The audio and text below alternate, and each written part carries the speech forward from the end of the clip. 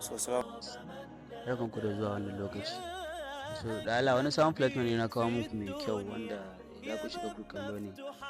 So kullum za su riƙa ba ku dala 4, dala 5. So kuma akwai inviting wanda idan ka inviting duk mutum da su baka dala 1. So shi kuma a cikin platform ɗin ne ba wani wahalan withdraw ke gare shi ba wahalan withdraw. So salamu alaikum. Bara nuna ma yadda za ka create na account ɗin daga ciki. So kaga na farko a nan gurin za ka sa first name, nan za ka sa last name, nan za ka sa date of birth, nan kuma za ka nemi gender da kake. In mace ne kai, in mace ne ke sai ki sa, in namiji ne ke sai ki sa gashi nan gurin kuma email, nan gurin kuma password, nan kuma za su ce I am a robot, sai ka cike robot ɗin wannan nan. So in ka tashi sai ka sa in ka cike nan robot gashi nan mun sa date of birth, okay, sai ka nemi create account.